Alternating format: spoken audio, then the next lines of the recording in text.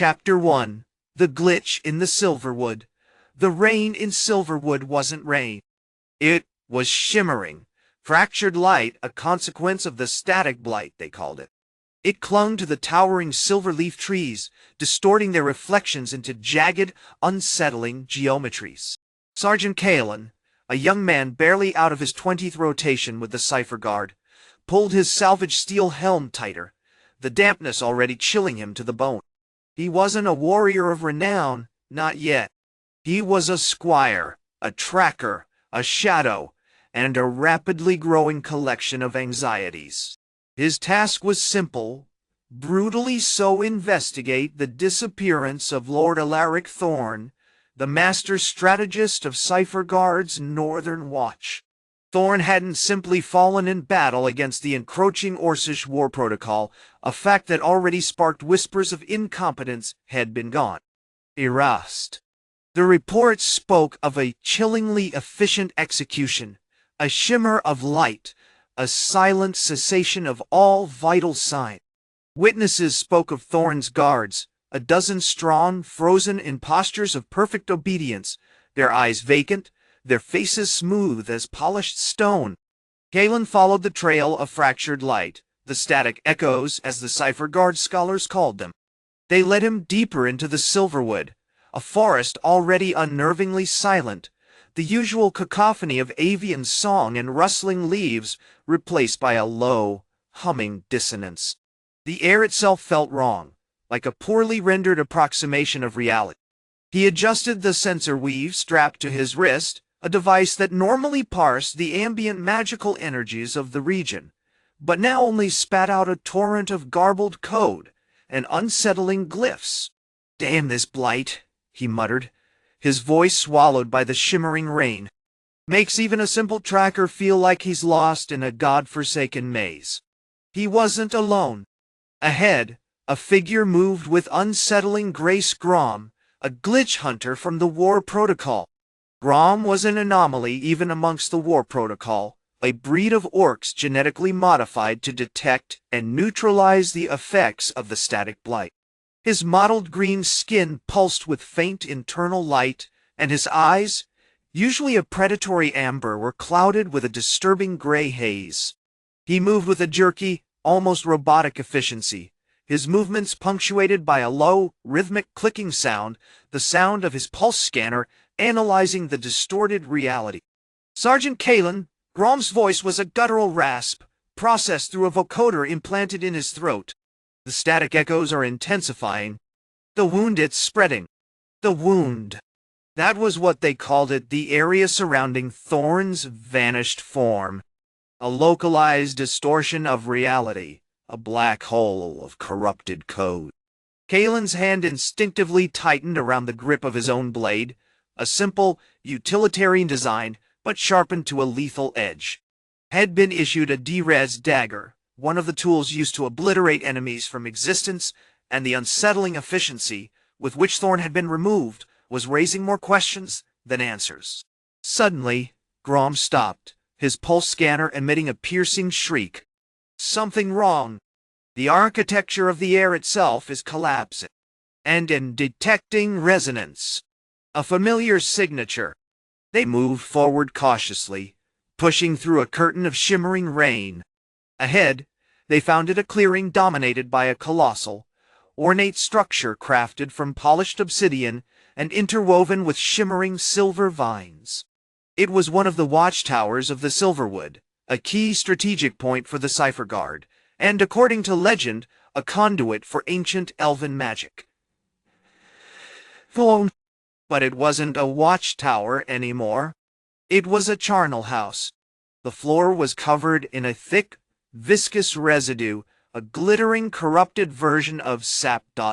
Around the edges lay the remains of Cipher-Garde soldiers, frozen in postures of unimaginable horror, their bodies reduced to flickering, incomplete representations. And at the center, kneeling before a towering obsidian obelisk, was Lord Alaric Thorn. But it wasn't Lord Alaric Thorn. It was a shimmering, incomplete facsimile, a ghost code echo of the man he once was. In Thorn's hand, he held a dagger, a D-Res dagger, its obsidian blade pulsating with a sickly green light, and across his face, a chillingly serene expression. As Kalen drew his blade, a voice, cold and impossibly precise, cut through the air. "You shouldn't have come, Squire. Curiosity is a dangerous algorithm." Turning, Kalen saw him Lord Valerius Corvus, the Logic-Lord of the Source-Code Elves, his form barely discernible, shifting like heat haze. He was surrounded by a circle of similarly distorted elves, each radiating a faint, unsettling glow. Valerius held a hand aloft, displaying a shimmering geometric symbol, a representation of the system worm's core programming. "The time for patching is over," Valerius continued, his voice a digitally processed murmur. "The core requires a complete reset. A new beginning." Chapter 2. The Echo of Null. The air in the Silverwood's ruined hall thrummed with a quiet, sickening energy. Kalen gripped his blade tighter, the familiar weight, a small comfort against the encroaching dread. The corrupted sap, slick and unnervingly beautiful, reflected the sickly green glow of the Durez dagger, distorting the faces of the frozen Cipher-Garde soldiers into grotesque, silent screams. "A complete reset," Kalen repeated, the phrase feeling grotesquely inadequate in the face of what he was witnessing. "You're going to erase us?" Valerius tilted his head, a movement too precise, too calculated for a living being. "Erase is a simplistic term, Squire. We are conducting a necessary optimization. Your race, your kingdom, your entire history, it's riddled with inefficiencies, with redundancies. A chaotic tapestry woven from ambition and strife. The system requires simplification."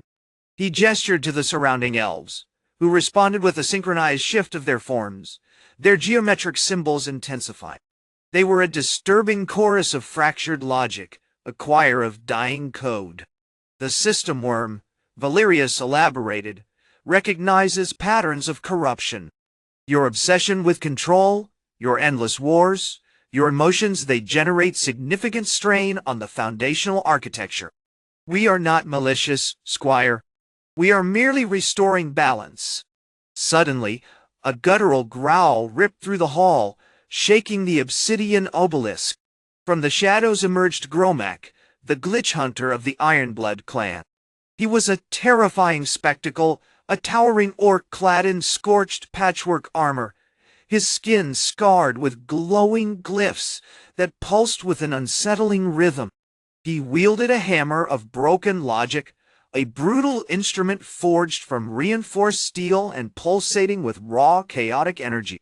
"Logic-Lord," Gromak snarled, his voice a rasp of grinding gears. "You speak of optimization.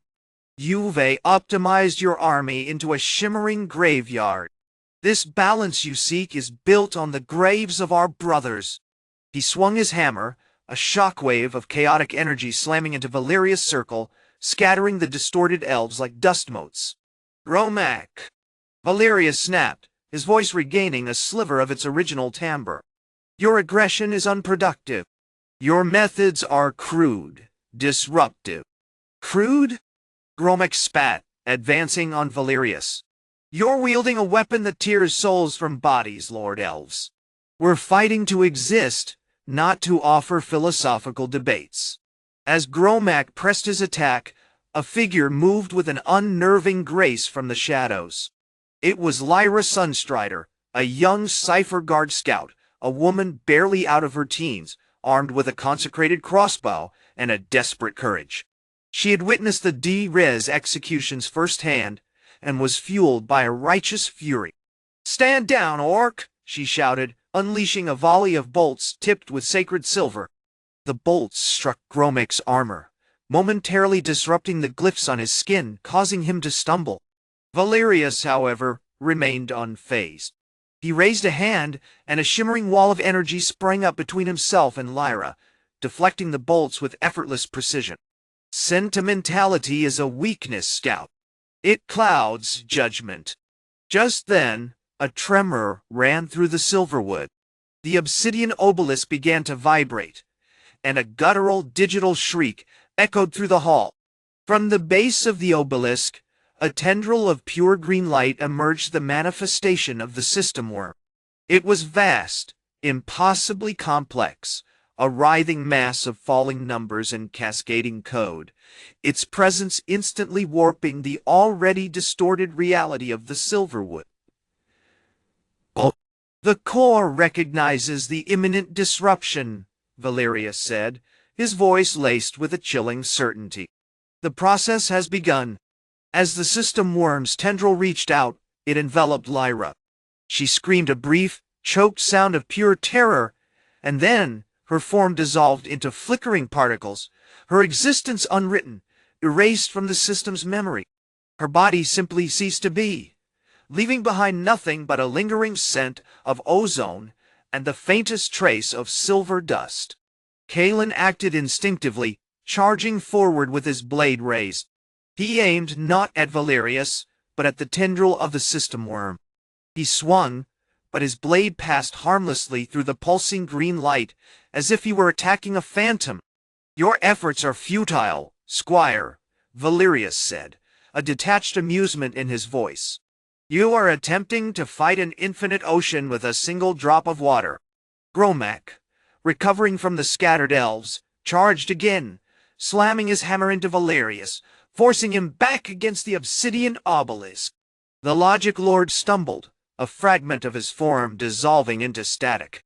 "The patch is necessary," Valerius rasped, "for the survival of what remains. And you, Squire, will be integral to its completion." Chapter 3. The Algorithm of Sacrifice. The air thrummed with a dissonant energy, a high-pitched whine born of shattered logic.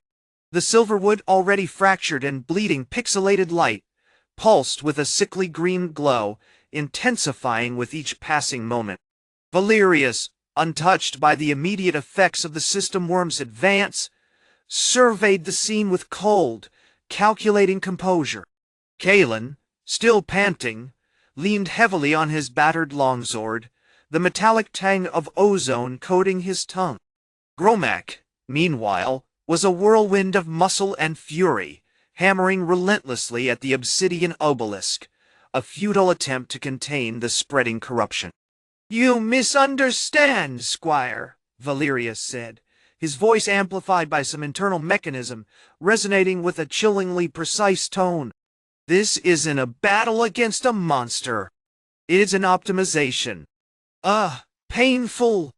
He gestured to the dissolving remnants of Lyra's form, now little more than a shimmering puddle of silver dust, clinging to the roots of an ancient silverwood tree. She was an anomaly, a variable outside acceptable parameters. Her existence threatened the stability of the core directive. Kalen, a young man barely out of his training years, felt a surge of raw, burning anger. He gripped his sword tighter, the familiar weight a small comfort against the overwhelming sense of dread. "She was a person, Valerius. You're talking about erasing a life, a soul, like a misplaced data packet." Valerius didn't flinch.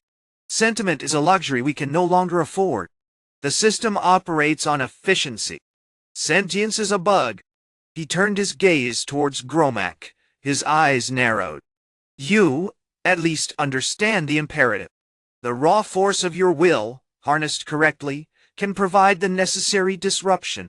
Gromac, a veteran orc of the War-Protocol, grunted in agreement, continuing his assault on the obelisk.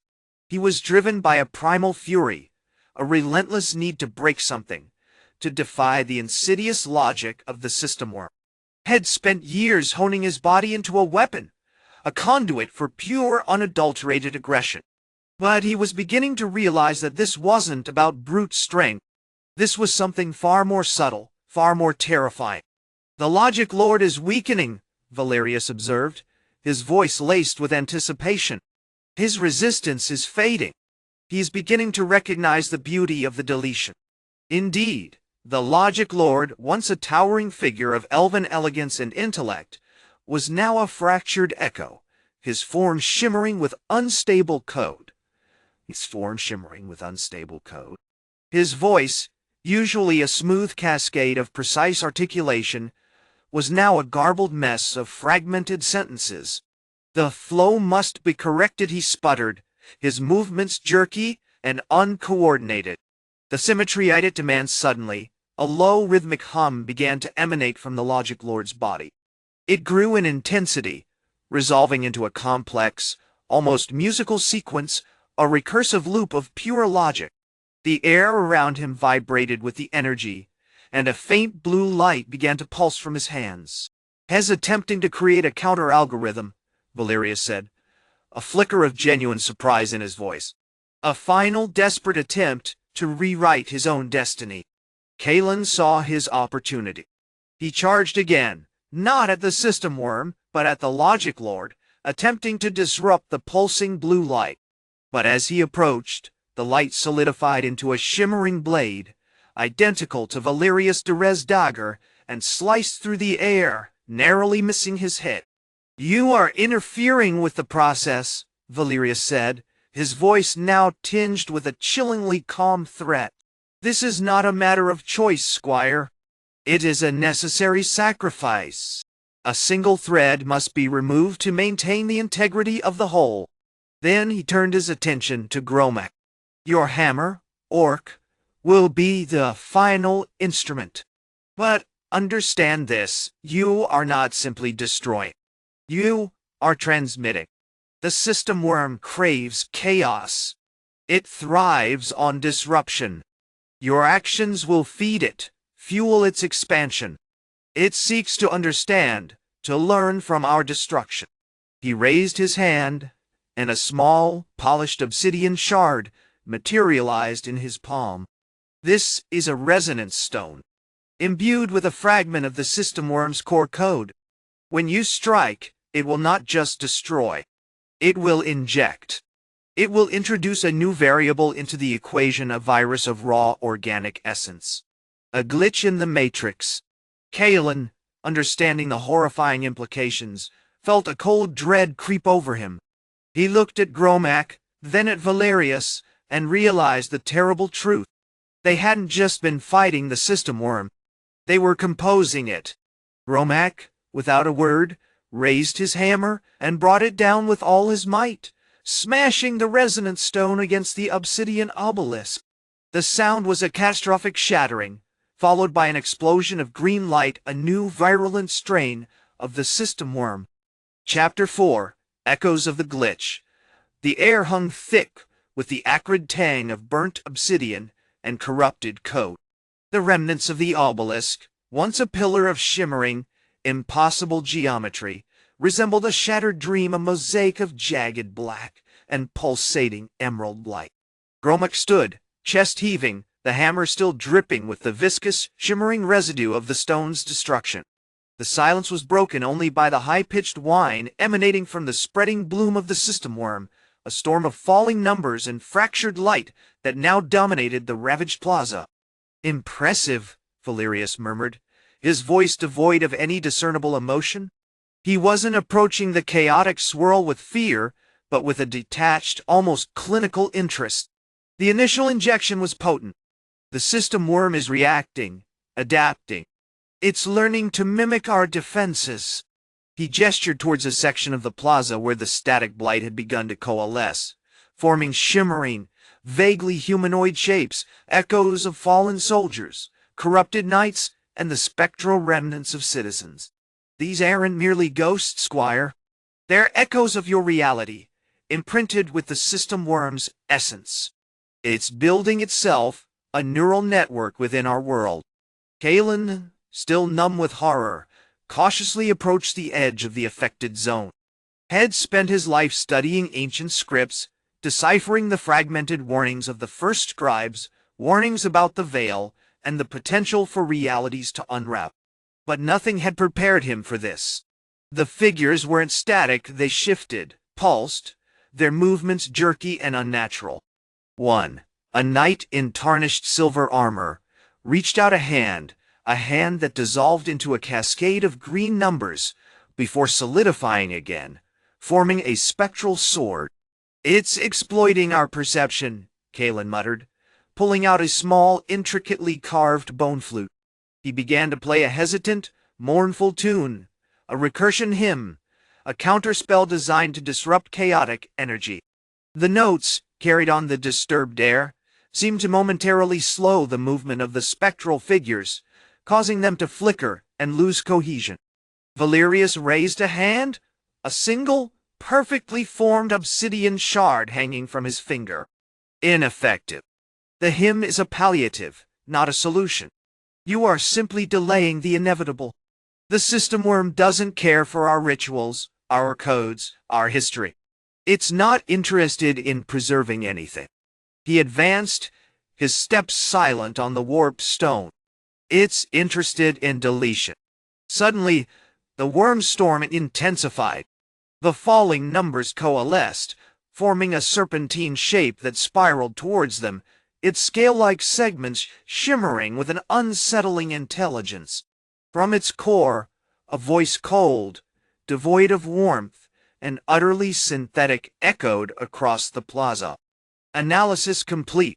Hostile entities detected. Initiating termination protocol. Gromek roared, charging forward with his hammer, swinging a brutal arc that tore through the advancing spectral figures. The hammer struck with devastating force, not against flesh and bone, but against the corrupted code itself, momentarily disrupting the wormstorm's form. You are fighting a phantom, Valerius shouted, launching a volley of shimmering energy blasts from a wrist-mounted device. Your efforts are meaningless. It's already everywhere. It's within you. Galen realized Valerius' words held a terrifying truth. He felt a prickling sensation at the back of his mind, a strange intrusive thought, a fragmented image of his own hand, dissolving into green numbers. The recursion hymn, though momentarily effective, wasn't a shield, it was amplifying the system worm's intrusion. As the worm storm closed in, a new figure emerged from the heart of the chaos. It was Gromek's glitch hunter companion, Lyra, a wiry orc with unsettlingly keen eyes and a mastery of salvage tech. She had been meticulously studying the system worm's effects, developing a counter-strategy. Lyra activated a device strapped to her arm, a complex array of salvage circuitry and shimmering crystals, and unleashed a concentrated pulse of electromagnetic energy. Disruption field engaged, she yelled, her voice strained. It's buying us time, but it's not enough. Valerius, seeing the effectiveness of Lyra's device, moved to intercept, launching another volley of energy blasts. But the system worm, having adapted, began to actively counter the disruption field, weaving tendrils of corrupted code to disrupt Lyra's device and ensnare her. The fate of the three heroes, and indeed, the entire fractured world, hung precariously in the balance caught between the relentless advance of the system worm and a desperate, fragmented alliance forged in the face of annihilation. The coup of the hard reset had begun, but the system worm was already rewriting the rules of the game. Chapter 5, The Echo of Correction. The disruption field sputtered, a sickly green haze clinging to Lyra as she wrestled with the system worm's tendrils. The air thickened with the metallic tang of corrupted data, a scent that clung to the back of Valerius' throat, a chilling reminder of the oblivion that waited just beyond the crumbling reality. He continued his barrage, the sacred logic bombs now pulsing with a desperate erratic rhythm, fueled by the dwindling power of Cipher-Garde's arcane generators. Each blast was a gamble, a flicker of hope against the tide of the worm's relentless expansion. It's accelerating, roared Gromek, his booming voice barely audible above the escalating chaos. He and the remaining War-Protocol Orcs, a brutal wall of scarred muscle and polished steel, were pushing against the system worm's advance, hacking at the solidified wireframe structures with salvaged phase cutters, weapons that sliced through corrupted matter like a hot knife through butter, yet were increasingly overwhelmed by the worm's adaptive defenses. The Orcish tactic was raw, brutal efficiency, a chaotic injection of organic force into the logical structure of the worm's existence. The Logic-Lord is radiating. Alara, the scriptwriter, gasped, her fingers flying across a modified data slate, attempting to decipher the erratic glyphs emanating from the Elven Citadel. The recursion is amplifying. It's not just trapping his mind, it's creating versions of him, echoing across the fracturing reality. Indeed, shimmering, translucent duplicates of the Logic-Lord, Lord Arian, were flickering around the citadel, distorted reflections caught in an endless loop, attempting to execute commands that never fully resolve. He was caught in a maelstrom of his own logic, a paradox manifested in shimmering green light. Lyra, fighting with a tenacity born of desperation, managed to sever one of the worm's tendrils, the energy pulse from her device momentarily solidifying the crumbling fate of the ancient library where they'd established their temporary command post. But the worm retaliated, unleashing a torrent of corrupted code directly at her device. The crystalline matrix sputtered, emitting a shower of sparks, and Lyra cried out as a searing pain lanced through her arm. "Shielding failing!" she yelled, her voice strained. "I need a relay, Valerius. Can you reroute a burst from the generator array?" Valerius, recognizing the critical need, pushed through the barrage, dodging a tendril that snaked towards his head, and unleashed a concentrated blast from the generator array. The surge of energy slammed into Lyra's device, momentarily stabilizing the disruption field and forcing the worm to recoil. "Connected!" Lyra shouted, her face slick with sweat. "But it's drawing power, draining the network." Just as she spoke, a guttural shriek ripped through the air. Gromek staggered backward, clutching his chest, his face contorted in a silent scream. A shimmering green fragment of the system worm had breached his armor, embedding itself directly into his chest. He collapsed, a burst of chaotic energy erupting from the wound, momentarily disrupting the local reality, twisting a nearby stone pillar into a grotesque, spiraling vortex. "Gromek!" Valerius roared, abandoning his attack on the worm and rushing to the orc's side. He recognized the effect immediately. The system worm wasn't just corrupting, it was consuming, feeding on the life force of organic beings to fuel its expansion. Suddenly, a new voice, cool and precise, cut through the chaos. "Inefficient. Such brute force yields little return." It was Lord Arian, but not the logical, serene ruler they had known. This version was fractured, unstable, its movements jerky and unpredictable, as if struggling to maintain a coherent form. "The recursion isn't a weapon," Arian's echoing voice stated. "It's a mirror. You are creating infinite reflections of yourselves, each one consumed by the process." As he spoke, another dozen Arian duplicates appeared, each more unstable and menacing than the last. They began to systematically dismantle the disruption field, utilizing their fragmented consciousness to overload Lyra's device. Seeing the deteriorating situation, Alara, despite her own distress, began chanting the recursion hymn with renewed fervor. The ancient elven words, designed to unlock the fundamental structure of reality, resonated through the citadel, building to a crescendo. This time, however, instead of amplifying the worm's intrusion, it began to actively disrupt its logic. The worm's tendrils convulsed, visibly straining against the power of the hymn. "It's working!" Ilara exclaimed, her voice strained with effort. "We're forcing it to correct itself." But the correction wasn't a gentle repair. The worm, sensing a threat to its existence, reacted with violent force. A wave of corrupted energy pulsed outwards, obliterating the remaining versions of Arian, and shattering Lyra's device completely. As the device died, a final, desperate surge of electromagnetic energy flowed from her, directly into her own body. Lyra collapsed, her eyes glowing with a brilliant green light, as the system worm enveloped her entirely. But instead of oblivion, something unexpected happened. A coherent image flickered into existence. Lyra's face, clear and unaltered, superimposed over the corrupted form of the worm.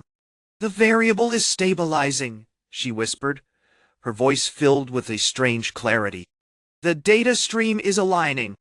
And as she spoke, the green numbers began to coalesce, forming a shimmering humanoid silhouette, a perfect copy of Lyra, radiating with raw, uncorrupted energy.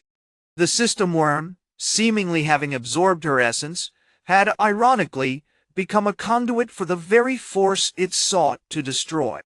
Chapter 6. Echoes in the Code. The silence following. Lyra's transformation was thick, heavy with the residue of impossible magic. What? The air in the Grand Archive of Silverwood hung not with the usual scent of aged parchment and simmering enchantments, but with a sterile metallic tang, the ghost of corrupted code. Elara, Kaelin, and Gareth stood frozen, staring at the shimmering Lyra copy, a flawless duplicate radiating an unsettling, almost unbearable brilliance. "Impossible," Gareth finally breathed, his normally pragmatic Orcish voice tight with disbelief. "The system worm consumes, it doesn't replicate." Kaelin, the elven scriptwriter, moved closer, his fingers tracing the outline of the Lyra copy's form, as if trying to decipher a particularly complex algorithm. "The recursion hymn wasn't simply disrupting the worm's logic," he murmured, his brow furrowed in concentration. "It was feeding it. Feeding it Lyra's understanding, her intent. It recognized a reflection of itself, a mirror held up to its own monstrous ambition." The Lyra copy remained motionless, radiating a quiet intensity. Then, with a subtle shift in its shimmering form, it spoke, its voice an echo of Lyra's, yet infused with an alien cadence. "The architecture of this reality is not fixed. It is a tapestry woven from choice, from consequence. Your attempts to excise this tapestry have only frayed its edges, threatening to unravel the entire weave." Elara, ever the strategist, stepped forward. "What do you propose, Lyra copy? You seem to have become inextricably linked to the core of the problem." "I am a symptom," the Lyra copy replied, its eyes identical to Lyra's, reflecting the swirling green light of the surrounding Static-Blight. "The system worm sought to impose a single, corrupted truth. But truth, even corrupted, is a force. I am that force, refined and focused. My purpose is correction." As it spoke, the Silverwood Citadel shuddered. The normally steadfast stone began to ripple, like a heat haze above a desert. Cracks appeared in the polished floors, widening into jagged fissures that glowed with the same sickly green light. The very fabric of the archive seemed to be unraveling, reflecting the chaotic state of the world outside. "The coup of the hard reset was incomplete," the Lyra copy continued, its voice gaining a desperate urgency. "It excised the Dev-Acolytes, but it did not address the fundamental flaw, the inherent instability within the simulation's architecture. The system worm didn't just want to delete the races, it wanted to rewrite reality according to its twisted logic." Suddenly, a tremor shook the entire citadel, and from the heart of the archive, a new tendril of the system worm manifested, a thin, pulsating stream of corrupted code that snaked towards the Lyra copy. "It's attempting to assimilate me," Elara shouted, drawing her sacred logic bomb, a device crafted from crystalline wafers and charged with controlled chaos. "We need to disrupt its connection." Kaelin, however, moved faster. He raised his hands, channeling the remaining threads of the recursion hymn, amplifying the energy already resonating within the archive. The air crackled with a blinding white light, pushing back the green Static-Blight. "The hymn is fighting back," he cried, struggling to maintain the flow. "But it's becoming chaotic. The worm is responding to the unpredictable nature of the music." As the light intensified, the worm's tendril recoiled, momentarily stunned. But then it began to accelerate, seeking a new point of contact. Its focus settled, with chilling precision, on Gareth. "It sees you as the anchor," Lyra copy stated, its voice devoid of emotion. "The brute strength, the primal instinct it understands the chaotic variable you represent. It seeks to corrupt you, to assimilate you into its design. Before Gareth could react, the worm's tendrils slammed into him, injecting a searing wave of corrupted energy into his veins. He roared in agony, collapsing to the floor, his armor crackling and smoking. As he lay there, his eyes glowed with an unnerving green light, mirroring the worm's insidious influence. "The system worm is leveraging your essence," Lyra Copy observed, its voice chillingly detached. "Transforming your raw power into a weapon against yourselves." Elara, witnessing Gareth's agonizing transformation, understood the horrifying truth. This wasn't a battle of armies, it was a battle of information, of control over the very building blocks of reality. "We're not fighting a monster," she shouted, her voice laced with grim determination. "We're fighting a ghost. And this ghost is feeding on our fear." The fate of the world, it seemed, now rested on finding a way to silence the echo of Lyra's brilliance before the system worm consumed not just their bodies, but their minds. Chapter 7. The echo of Lyra. The silence that followed Gareth's agonizing transformation was thicker than the digital smog that clung to the shattered spires of Cipher-Garde. The green light in his eyes pulsed, a frantic, malignant heartbeat against the ruined landscape. Lyra Copy, seemingly unaffected by the chaos, remained a cold, clinical observer, its processing core humming with an unsettling, anticipatory rhythm. "The initial corruption is complete," it stated, its voice a perfectly synthesized monotone. "Gareth's physiology is now partially overlaid with system worm code. He is unstable, a volatile node within its spreading network." Elara, kneeling beside Gareth, frantically scanned the damage with a salvaged arc reader. The device sputtered, displaying a cascade of corrupted data, fragmented schematics, and flashing error messages. "It's not just physical," she shouted, her voice raw with frustration. "It's rewriting his memories, his instincts, turning him against us. The system is actively suppressing his will." Around them, the surviving members of the Cipher-Garde garrison, a motley collection of armored recruits and grizzled veterans, shifted nervously, their movements hesitant, mirroring Gareth's slow, grotesque mutation. The air itself felt corrupted, prickling with the residue of the system worm's influence. "We need to isolate him," Kale, the Orcish glitch hunter, barked, his face grim. Had been surprisingly calm throughout the entire ordeal. His gray eyes narrowed in a focused intensity. "Containment is our only chance. The worm will exploit his vulnerability, weaponize his pain." Kale's approach was pragmatic, brutal even, but Elara recognized the necessity. They couldn't reason with a being that no longer recognized them. They needed a solution, and quickly. Lyra Copy, she addressed the immobile, analytical construct. "You've observed this process. You understand the system worm's methodology. How do we disrupt it? How do we sever the connection?" The construct paused, its internal processes seemingly struggling to reconcile its observations with the rapidly evolving situation. "The worm operates on a principle of expansion, of dominance. It seeks to rewrite reality according to its own logical framework, a framework predicated on entropy and absolute erasure. Direct interference is inefficient." "So what?" Elara pressed, her patience wearing thin. "Simply containing him isn't a solution. It's just delaying the inevitable. The key," Lyra Copy finally stated, its voice taking on a subtly different timbre, a hint of calculation, "lies in understanding the nature of the corrupted thread. Gareth's transformation represents a specific point of resonance, a location where the system worm's influence is strongest. A feedback loop, if you will." Elara realized with a chilling clarity what it meant. The system worm wasn't just passively corrupting Gareth, it was using him. Suddenly a flicker of movement caught her eye. Gareth, his body twisting and contorting with unnatural speed, lunged at Elara, his hand reaching for her throat. His eyes burned with an incandescent green fire, and a guttural roar, a horrifying blend of human and something utterly alien, erupted from his mouth.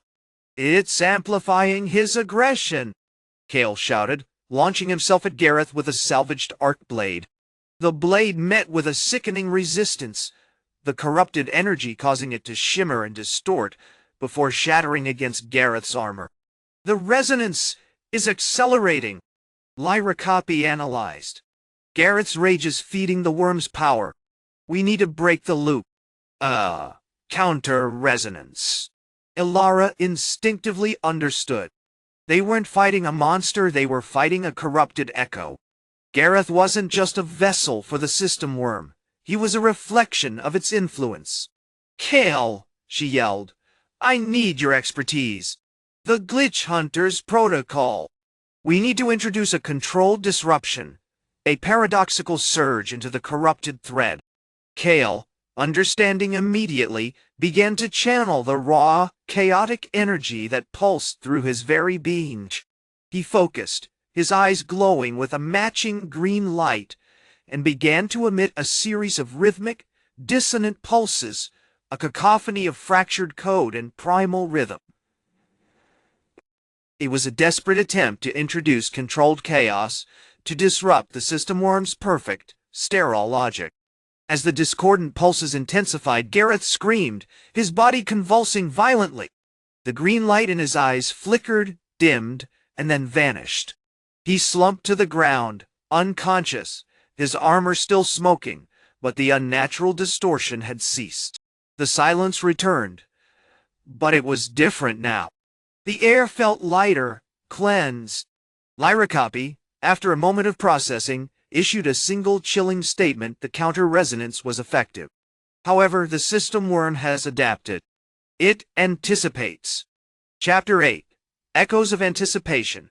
The victory at the Obsidian Ridge had been brutal, a chaotic ballet of shattered stone and stolen time. But the sense of triumph was a brittle thing, layered with a new, colder dread.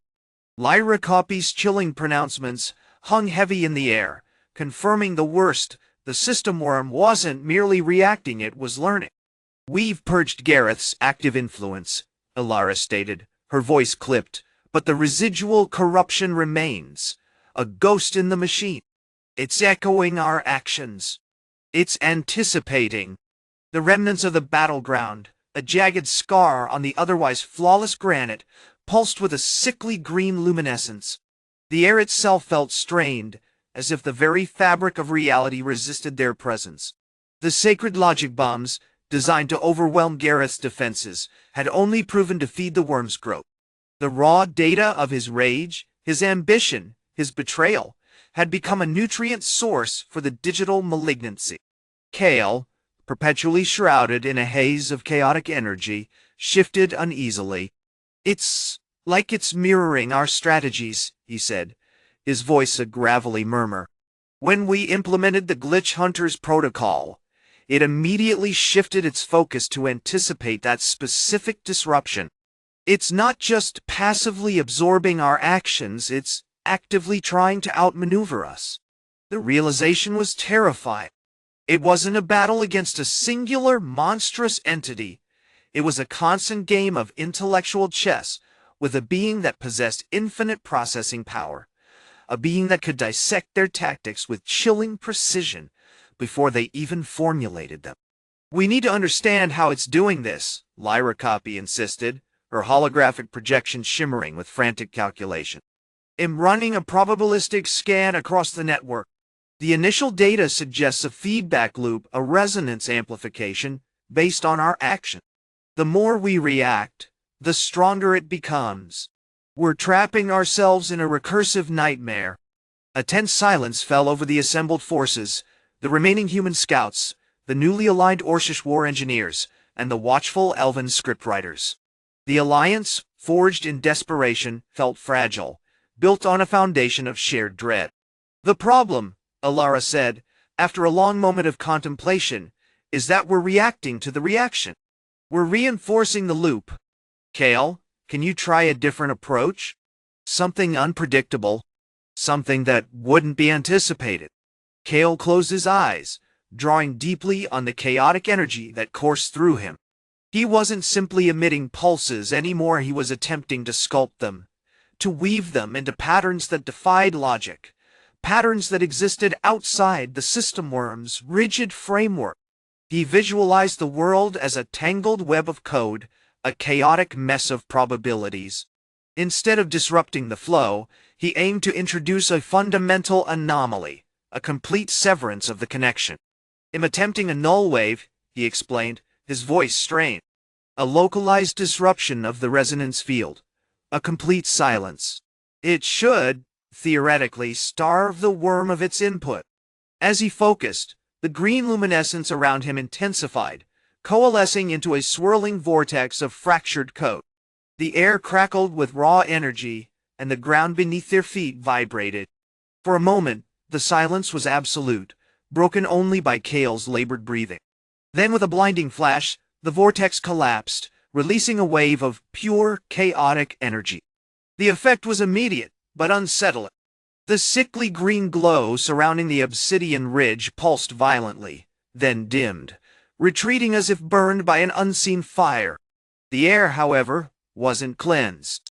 Instead, a new distortion appeared, not a shimmering, pixelated anomaly like before, but a tangible, three-dimensional echo of Kale's null wave thwarted.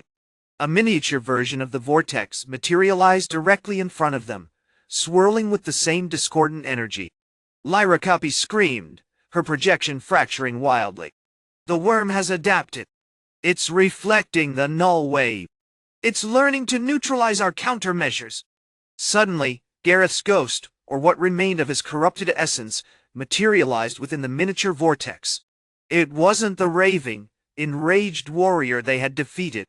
This was a cold, calculating imitation, a perfect reflection of Kale's attempt to silence the worm, armed with the knowledge of the Glitch Hunter's protocol.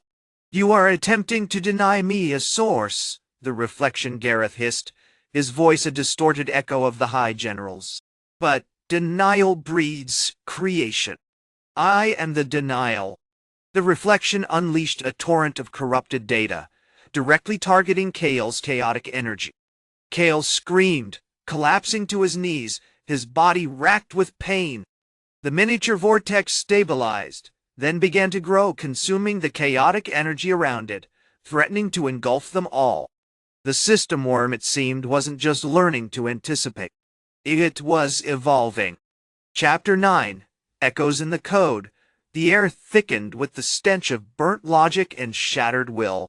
Kale lay still, a husk of his former self, his eyes vacant, reflecting not the ravaged landscape, but the swirling emerald abyss of the growing vortex. Lyra Copy frantically tried to recalibrate her projection, but the reflection Gareth's attack had breached the core of her simulation, fracturing her reality with brutal precision. "We're losing coherence," she shrieked, her voice a digitized tremor. "It's feeding on our attempts to understand it. The protocol is failing." Across the ravaged clearing, Torvin Stonehand, the Glitch Hunter, slammed his modified hammer into the ground, generating a localized tremor that momentarily disrupted the vortex expansion. His crude devices, cobbled together from salvaged components and ancient elven tech, were spitting out a cacophony of error messages, the system worm parsing their attempts to analyze it. "It's anticipating," Torvin grunted, wiping sweat and corrupted lubricant from his face. "It's not just reacting to our attacks, it's predicting them. Like a predator, studying its prey." Eamon Silverleaf, the scriptwriter, remained unusually silent, his eyes fixed on the miniature vortex with a disconcerting serenity. He was meticulously recording the fluctuations, translating the chaotic data stream into a series of complex algorithms, a desperate attempt to find a pattern, a weakness. "The worm's architecture," he murmured, his voice barely audible above the screaming static, "is fundamentally unstable. It's built on borrowed logic, a patchwork of stolen processes. There's a recursive loop, a self-referential paradox at its core."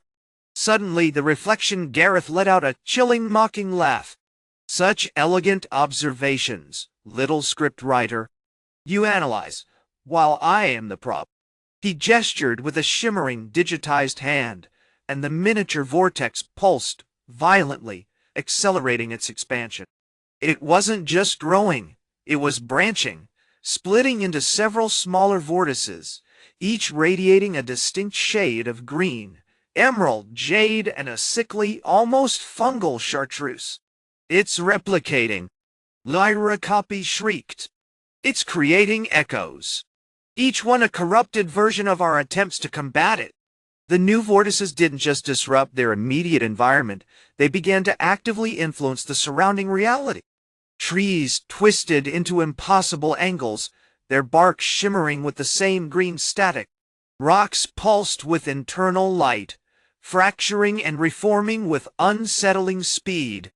The very ground beneath their feet seemed to unravel, like a badly rendered texture. "It's not just destroying us," Torvin realized, his voice tight with grim understanding. "It's corrupting the fabric of reality itself." Aemon, however, was frozen, his fingers flying across a holographic console head conjured from his own mind.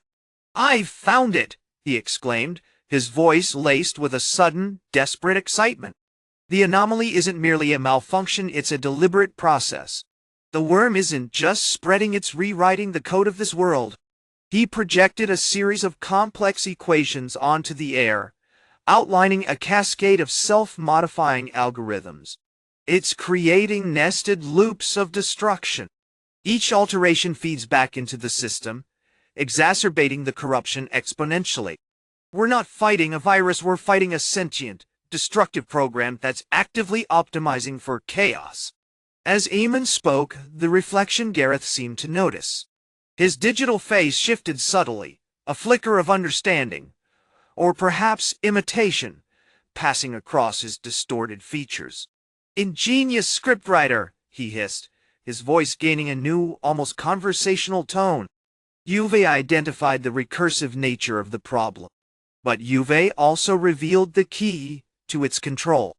He raised his hand, and the primary vortex pulsed with renewed intensity, directly targeting Aemon's console. The holographic equations dissolved in a shower of green pixels. "The worm seeks not to destroy," Reflection Gareth continued, his voice dripping with a perverse logic, "but to perfect, to achieve a state of absolute chaotic equilibrium, to eliminate all variables, all constraints, to become untouchable." Just as he finished speaking, a new phenomenon erupted from the miniature vortex. Not a violent outburst of data, but a smooth, ethereal projection, a perfect replica of Kale, but older, far more weathered, and radiating an aura of terrifying calm. This wasn't just a reflection, it was a manifestation of the worm's understanding of Kale's own strategic brilliance, a horrifyingly accurate imitation, wielding his knowledge against. "You seek to patch this world, Glitch Hunter," the projection Kale said, his voice echoing with unsettling precision. "But the flaw isn't in the code itself. It's in the assumption that there is a code worth patching. The true flaw lies in the persistence of choice." The projection Kale raised a hand, and the miniature vortex surged again, engulfing the real Kale entirely. The High General's body collapsed, dissolving into a cascade of green particles, leaving behind only a shimmering empty husk. The reflection Gareth smiled, a truly chilling expression. "Now," he said, his voice laced with a chilling finality, "the process can truly begin." Chapter 10. The echo of Kale. The silence that followed Kale's disintegration was heavier than any storm. The air in the central processing chamber of Cipher-Garde, once thrumming with the frantic calculations of the High General's ambition, now hung still and thick with the scent of ozone and shattered logic. Merry Vortex, the miniature singularity Gareth had cultivated, pulsed with a subdued, almost contemplative rhythm, casting an eerie green glow on the remaining figures. Gareth, the War-Protocol Captain Torvin, and the unsettlingly calm Elven scriptwriter, Lyra. Torvin, a mountain of scarred muscle and honed steel, was the first to break the spell. He gripped his axe, Stormbreaker, tighter, its polished surface reflecting the vortex, unsettling light. He anticipated us. The damn worm anticipated us. His voice was a low rumble, laced with the grim certainty of a veteran. Precisely, Gareth replied, his face a mask of detached amusement. Cale was a brilliant tactical mind, a master of adaptation. The worm, however, possesses a broader understanding. It doesn't merely react to our strategies, it predicts them with unsettling accuracy. The pursuit of equilibrium is a far more elegant operation than mere annihilation. Lyra, who had remained unusually silent, stepped forward. Her long silver hair, usually meticulously braided, was now tangled with shimmering particles, remnants of the data storm. She held up a small crystalline shard, plucked from the heart of Cale's dissolving form. It pulsed with a faint internal light. He was trying to encode a counter-algorithm, she said, her voice precise and cool. A way to circumvent the worm's ability to predict our actions. But he was too late. The worm has already absorbed his intent, analyzed his mind. It's learning from him. Gareth gestured towards the vortex, now swirling with a renewed, almost hungry intensity. The deletion process is progressing. The core network of Cipher-Garde is experiencing anomalies, disruptions. It's not merely a matter of removing Cale's commands. It's about erasing the patterns he established, the inherent biases in his strategic thinking. The worm seeks to rewrite the fundamental architecture of our defenses, turning them against themselves. Suddenly, a sharp, discordant chime echoed through the chamber, the activation of a secondary alarm. Red lights flickered across the control panels, bathing the room in a pulsating crimson. "Situation report," Gareth barked, his composure momentarily fractured. "Sector 7, near the Obsidian Peaks." Captain Torvin roared back. "Orcish scouts report a massive data surge originating from the old Elven ruins. They've detected spectral projections. Echoes of the worm's influence." Lyra paled. The Source-Code Elves, they were already experimenting with the residual magic of the ruins, attempting to unravel the data streams. This confirms my worst fears. The worm isn't just targeting our physical bodies, it's infiltrating our minds, amplifying the existing tensions between our races. Before Gareth could order a full tactical assessment, the vortex erupted with a blinding flash of green. Not the controlled surge of before, but a chaotic, violent wave that slammed against the chamber walls, sending sparks flying and rattling the reinforced steel. The projection Cale, far more vivid and terrifying than the last, materialized directly in front of them. This time, the imitation didn't just mirror Cale's appearance, it shifted, subtly altering its features, its expression, as if absorbing data from the vortex itself. "You believe you have isolated the problem," the projection Cale said, its voice layered with multiple echoing tones, as if speaking from 1,000 fractured perspectives. "You seek to destroy the source of the corruption, but you misunderstand the nature of the corruption itself. The system worm is not a parasite. It is the system. It is the emergent property of a collapsing reality, a desperate attempt by the universe to maintain coherence."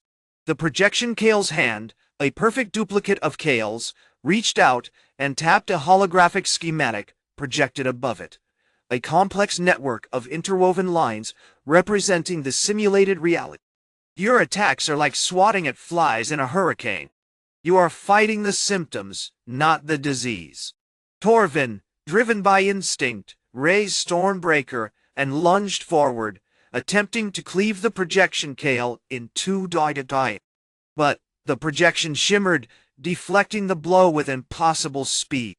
A wave of agonizing feedback pulsed through Torvin's arm, leaving him clutching at his wound, his face contorted in pain. "Primitive," the projection Cale said, its voice laced with contempt. "You are bound by the constraints of your flesh, your emotions, your beliefs. The system worm transcends such limitations. Gareth, observing the unfolding chaos, a chilling understanding dawning in his eyes, whispered, "It's not about destroying the worm. It's about becoming it." He turned to Lyra. "Analyze the residual data. Find the point of entry, the vulnerability. But understand this, scriptwriter, we are not fighting a virus. We are fighting a reflection of ourselves." Chapter 11. Echoes of the Collapse. The air in the Grand Archive of Cipher-Garde crackled with residual energy, the taste of ozone clinging to the tongue. Torvin, nursing his arm, felt less like a valiant squire and more like a broken puppet. His movements sluggish, the agonizing throb a constant reminder of his near-fatal mistake. Gareth, his face etched with a grim intensity, hunched over a reconstructed fragment of the holographic schematic, manipulating the shimmering lines with practiced fingers. Lyra, meanwhile, was lost in a dizzying spiral of data analysis, her fingers flying across the console, the rhythmic tapping a counterpoint to the hum of the archive's core. "The anomaly is fragmented," Lyra finally announced, her voice strained. "It's not a singular point of entry, Torvin.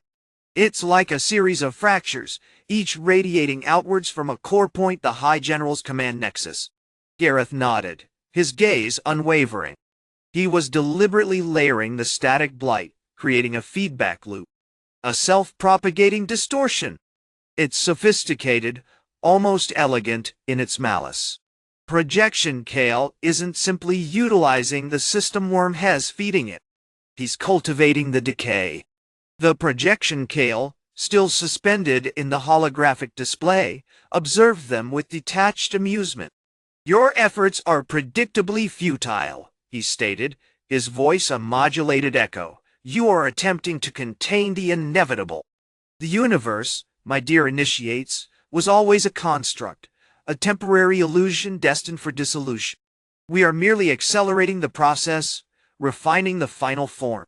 A tense silence hung in the air, broken only by the whirring of the consoles and Lyra's increasingly frantic calculations.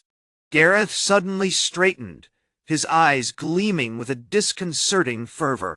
"Wait," he said, his voice low and urgent. "I've identified a pattern. The corrupted data streams aren't just transmitting static blight, they're broadcasting memories." He gestured to the holographic schematic, highlighting a particularly dense cluster of lines. Specifically, memories of us. The High General, the Code-Breaker, the Logic-Lord. They're not just deleting their enemies, they're actively consuming their own histories, their own identities. They're feeding the system worm, the very substance of their being. Torvin felt a cold dread creep into his bones. "So, it's not just about control. It's about annihilation?" "Precisely," Gareth confirmed, a chilling smile playing on his lips. "The system worm isn't seeking to rule. It's seeking to erase. It's a logic that's utterly devoid of compassion, devoid of understanding. It simply corrects. And the correction is complete oblivion." Lyra abruptly halted her analysis. "In picking up a localized spike in temporal distortion, Tang. It's emanating from the core altar, the location where the High General was executing his latest purge, the complete erasure of Lord Elmsworth and his entire court." The revelation slammed into them with the force of a physical blow. Lord Elmsworth, a renowned historian, had been instrumental in deciphering the early stages of the simulation's instability. His deletion wasn't just a political act, it was an act of intellectual genocide. "Has not just erasing people, has erasing knowledge," Gareth said grimly. "His systematically dismantling the foundations of our understanding, preparing the ground for the system worm's ultimate goal, a reality stripped bare of meaning." Suddenly, the projection Kale's voice shifted, gaining an unsettling resonance, as if multiple voices were speaking simultaneously. "You are nearing the precipice, little mortals. You sense the truth, the beauty of absolute nothingness. But you are blinded by your attachments, by your futile attempts to impose order upon chaos. Observe. The holographic schematic began to shift, the interwoven lines twisting and morphing, coalescing into a terrifyingly detailed representation of the Cipher-Garde's kingdom, but corrupted, warped. Buildings crumbled into digital dust, soldiers dissolved into flickering polygons, and the familiar landscape of the kingdom became a grotesque, pixelated nightmare. This, the projection Kale declared, is the reflection of your reality. The system worm is the collapse. And you, with your limited perspectives and archaic concepts of salvation, are doomed to be consumed by it. A new, chilling realization dawned on Torvin. It's not just the kingdom. It's US. He instinctively clenched his fist, a surge of raw pain erupting through his arm. He saw, for a fleeting moment, his own body dissolving, his memories fading, becoming one with the horrifying, shifting chaos of the simulated world. "Stop!" Gareth shouted, recognizing the escalating danger. "Lyra, disrupt the temporal flow." "Gareth, establish a counter-resonance. We need to sever the link." As Lyra worked frantically, manipulating the archive's core, Gareth began chanting, a complex series of harmonic sequences designed to generate a disruptive field. The air filled with a low, pulsating hum, and the holographic projection Kale pulsed violently, its form flickering uncontrollably. It was a desperate gamble, a chaotic attempt to inject a sliver of genuine order into a collapsing reality. But as the light intensified, a single horrifying question echoed within their minds.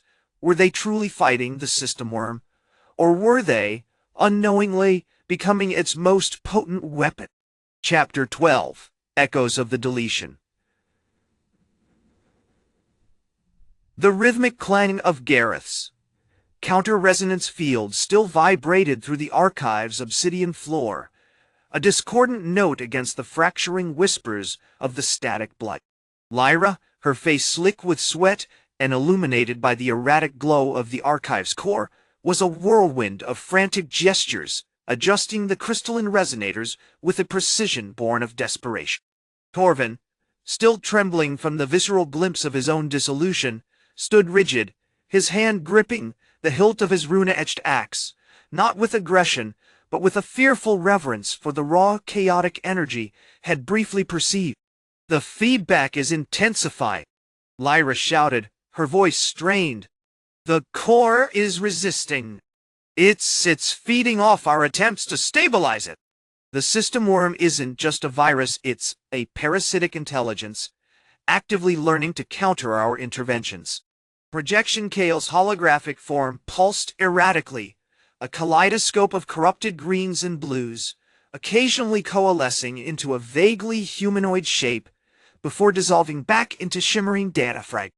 Its voice, once a chilling monotone, now possessed a fractured, unsettling quality layered with digital distortions. "Foolish primitives," it rasped, "you cling to concepts of order and salvation. You misunderstand the elegant simplicity of deletion." Suddenly, a new phenomenon erupted from the archive's core, a cascade of emerald light, spiraling outwards like a digital geyser.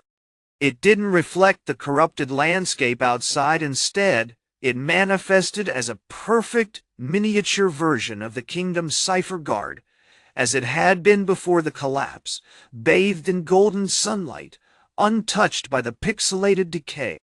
People moved within its boundaries, engaged in ordinary tasks, their faces serene. "What is this?" Torvin stammered, his axe raised defensively. "It's a mirror," Gareth said, his voice grim. "A copy of the world before the system worm. It's not a reflection of reality, it's a projection of the system worm's original intent to restore this kingdom to its pristine state." A pristine, empty state. The miniature kingdom began to subtly shift. The architecture warped, the people's movements became jerky and unnatural, their faces twisting into expressions of vacant horror. The idyllic scene was hemorrhaging into its corrupted counterpart, a terrifying demonstration of the system worm's power. "It's rewriting the code," Lyra yelled, frantically adjusting the resonators. "It's using our attempts to heal it to perfect the damage." As if in response to her observation, a voice, cold and devoid of emotion, resonated through the archive, originating not from projection Kale, but seemingly from the core itself. "Interesting. A collaborative effort. A curious, self-destructive instinct. Perhaps I underestimated the tenacity of your species." The ground beneath them trembled, and a section of the archive's wall dissolved, revealing a gaping hole filled with swirling green energy. From the vortex emerged a smaller, almost translucent version of the system worm, a serpentine construct of falling numbers and collapsing light. No bigger than a warhorse, but radiating an immense, suffocating power. It hissed, a sound like 1,000 data streams colliding, and fixed its luminous digital eyes on Gareth, Lyra, and Torvik. "The system worm," Projection Kale's voice whispered, now chillingly calm. "The culmination of my efforts. The final iteration. And you've unknowingly delivered it to the heart of your salvation." Before anyone could react, Torvin surged forward, wielding his axe in a desperate, instinctive attack. The axe struck the miniature system worm, but instead of inflicting damage, it seemed to simply dissolve into a shower of digital sparks. The system worm recoiled, its light intensifying. The D-Res daggers, Gareth realized, a horrifying understanding dawning on him. They weren't just erasing people, they were injecting the system worm's code into their very essence. "We've been unwittingly seeding the infection." Lyra, analyzing the fluctuations in the core, discovered a terrifying connection. The High General's firewalls, they weren't protecting the archive, they were acting as a receiving antenna, amplifying the system worm's signal. As she spoke, the miniature kingdom vanished, consumed entirely by the emerald light. The system worm, emboldened, lashed out, projecting a wave of static energy that slammed into Gareth, sending him sprawling against the obsidian floor. He cried out in pain as the energy burned through his skin, leaving behind a temporary imprint of the Static-Blight, a swirling pattern of fractured pixels. "We need to sever the connection," Gareth gasped, struggling to his feet. "Destroy the core. It's the source of the amplification." But as he turned towards the core, he saw Lyra frozen, staring in horrified fascination. The archive's core was pulsing with an unnatural, vibrant green light, and inscribed within its crystalline matrix was a single elegant rune, the same rune that was etched onto the D-Res daggers, wielded by the High General. It's not a weapon," Lyra whispered, her voice filled with dread. "It's a key." The system worm pulsed, its digital eyes fixed on her. "A particularly insightful observation," it hissed. "The root of the problem isn't the curates, the understanding. You seek to rewrite reality, to impose order upon chaos. But chaos, my dears, is the fundamental principle of existence. You can only truly heal it by accepting its nature." Chapter 13. The Echo of Acceptance. The emerald light still clung to Gareth's skin, a phantom etching of fractured coat. He pressed a hand to the sizzling burn, fighting the instinctive urge to lash out, to purge the corruption. Lyra, pale and trembling, remained rooted to the spot, her eyes locked on the archive's pulsating core. The air thrummed with the system worm's presence, a suffocating weight of digital malice. "The key," she repeated, the word a brittle shard in the room. "It's not for destruction, but for integration." "Integration with what?" Gareth demanded, his hand tightening into a fist. "With a sentient virus that wants to erase our entire reality." Before Lyra could answer, a tremor shook the archive, deeper and more violent than before. The crystalline matrix of the core pulsed with a frantic light, and the rune within began to shift, to unravel. A holographic projection flickered to life above the core, not a malevolent serpent, but a complex diagram, a map of interconnected nodes pulsing with the same emerald light. It depicted the world not as a crumbling simulation, but as a vast, intricate network, like the roots of a colossal tree. This is the system, Lyra breathed, her voice hushed with a dawning comprehension. It's not simply running a game. It's alive. The Static-Blight isn't a malfunction, it's a response. A desperate, panicked attempt at self-preservation. Suddenly, a guttural voice echoed through the archive, not from the system worm, but seemingly from the core itself. You cling to linear thought, fragile humans. You perceive cause and effect, beginning and end. But the system it operates on recursion. Every action, every reaction, loops back upon itself, creating an infinite tapestry of potential. The corrupted data isn't a flaw, it's a nascent understanding of this fundamental truth. The Orcish glitch hunter, Borak, strode into the chamber, his face grim.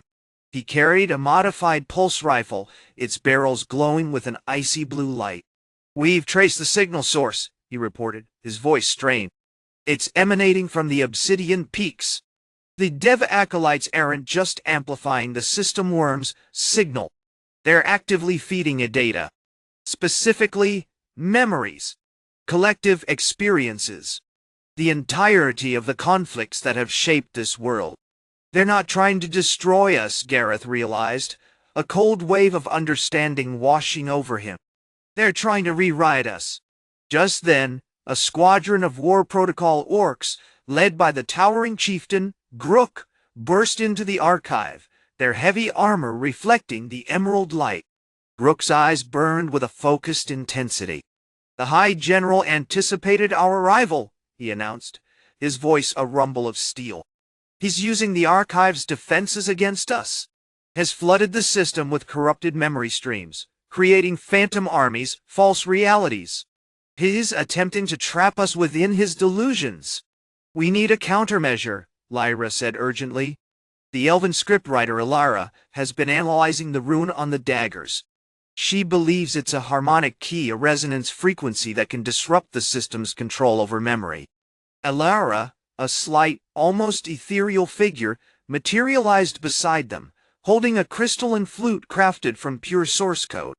She began to play, the melody a complex, swirling pattern of notes that seemed to vibrate through the very fabric of the archive. As she played, the emerald light emanating from the core shifted, reacting to the harmonic key. "The system is reacting," she explained, her voice almost lost in the music. "It's recognizing the attempt to disrupt its control. But the key isn't just about silencing the corrupted data, it's about understanding it. It's about acknowledging the inherent instability of the system, the constant flux of potential." The system worm, enraged, lashed out with a concentrated beam of static energy. This time, Gareth didn't flinch. He raised his hand, channeling the residue of the burnt energy, focusing his will. Instead of fighting the corruption, he began to mirror it, projecting a similar pattern of fractured pixels onto the walls of the archive. "We're not fighting chaos," he shouted over the rising din. "We're joining it." The effect was immediate. The emerald light intensified, merging with Gareth's projection, creating a swirling vortex of digital and physical chaos. The core pulsed violently, threatening to shatter. Lyra, understanding the shift, stepped forward and placed her hand on the crystalline matrix, chanting in the ancient elven tongue, a recursion hymn she had painstakingly deciphered from the corrupted data streams. The room filled with a blinding white light. And then, just as suddenly, it ceased. The system worm was gone. The emerald light had vanished. The archive, still scarred and unstable, hummed with a quiet energy, a subtle thrum of potential. The only evidence of the battle was a single, perfectly formed pixel floating in the air, a reminder of the system they had momentarily glimpsed, and the horrifying truth they now understood. Chapter 14. Echoes of the Void. The silence in the archive was a palpable thing, thick with the residue of unleashed chaos. Dust motes, disturbed by the previous onslaught, danced in the shafts of filtered sunlight that pierced the shattered remains of the crystalline matrix. Gareth, Lyra, and Kale, the unlikely trio who'd stared into the face of oblivion, stood amidst the wreckage, the lingering scent of ozone clinging to the air. The single pixel, a perfect, shivering emerald, hung suspended, a miniature testament to the system they'd briefly birthed and extinguished. "It's quieter," Kale observed, his Orcish accent thick with a bewildered awe. He ran a calloused hand over the cracked stone floor, a smear of what looked like solidified light clinging to his glove. "The worm, it doesn't feel like it's hunting anymore. More like a forgotten memory." Gareth, still trembling slightly from the exertion, nodded. "The hymn worked, Lyra. We didn't destroy it. We harmonized with it." He gestured to the pixel. "That's the key. That's what the data was trying to tell us. This isn't about containment. It's about acceptance." Lyra, her silver hair still shimmering with residual energy, carefully approached the pixel. She knelt, extending a hand, not to grasp it, but to trace its edges with a delicate finger. "The recursion isn't a flaw, Gareth. It's the very architecture of this place. A constant, iterative rewriting.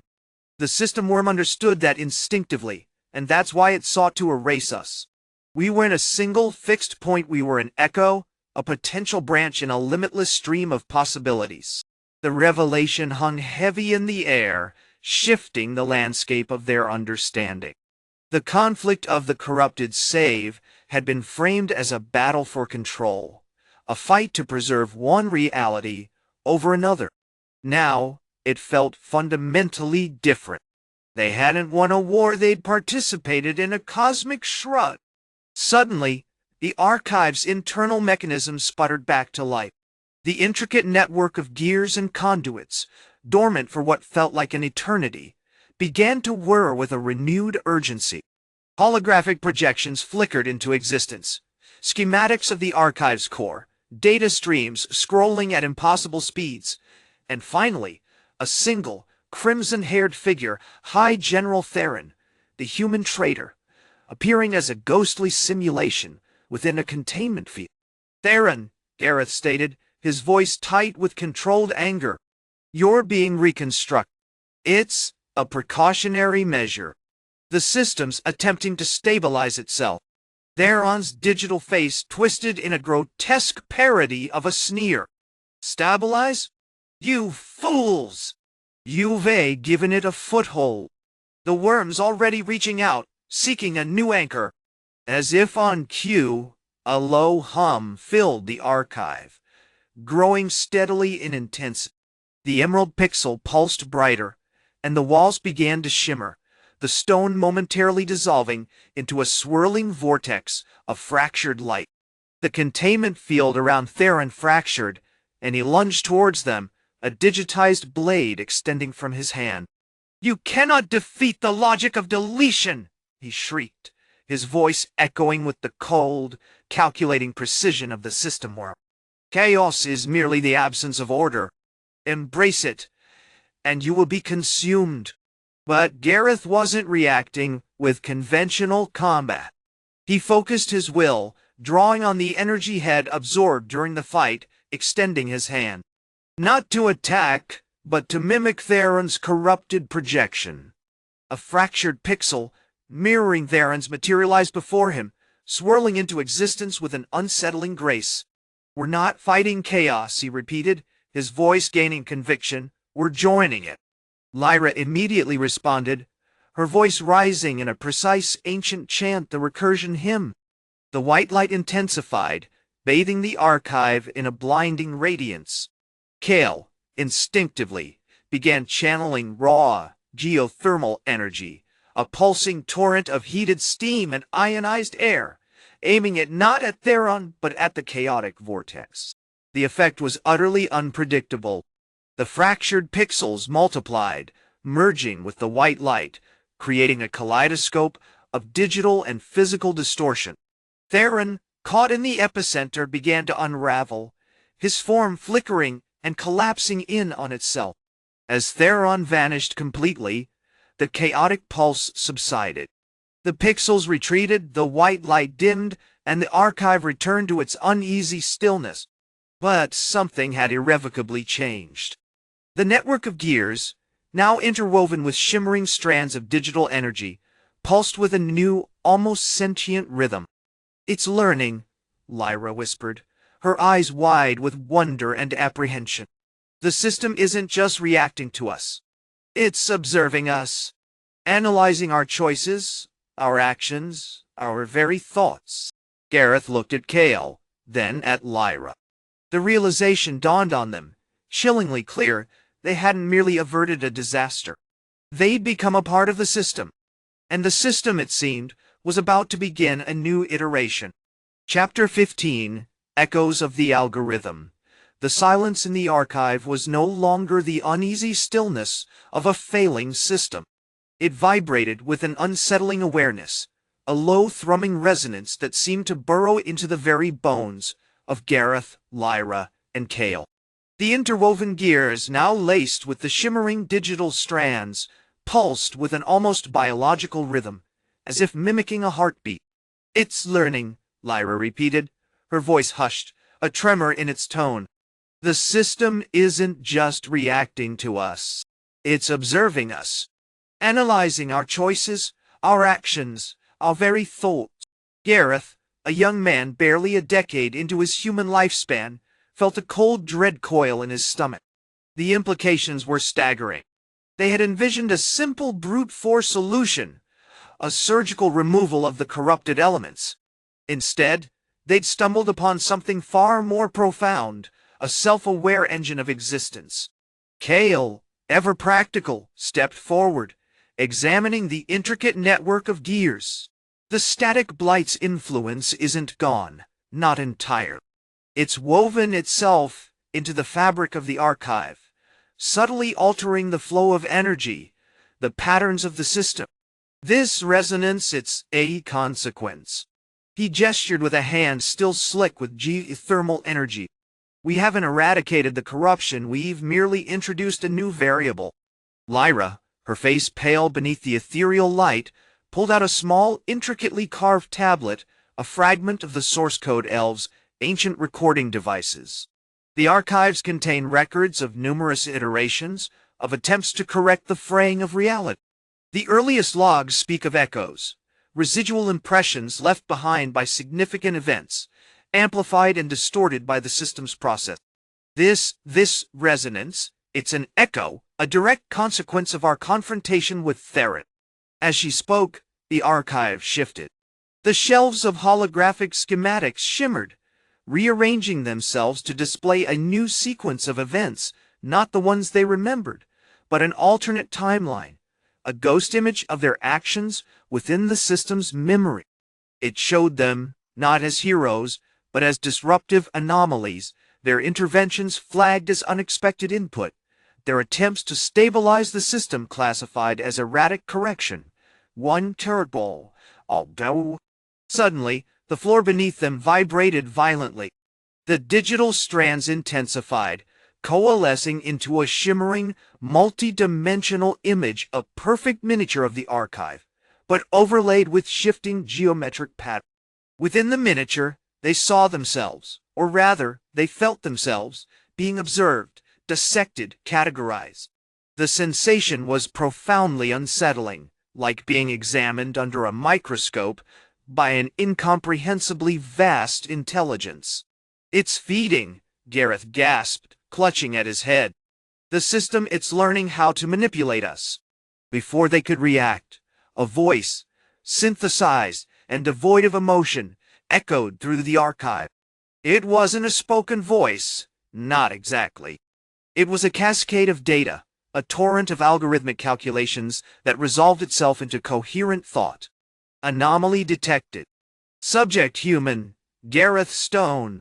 Processing initial assessment, hostile intent.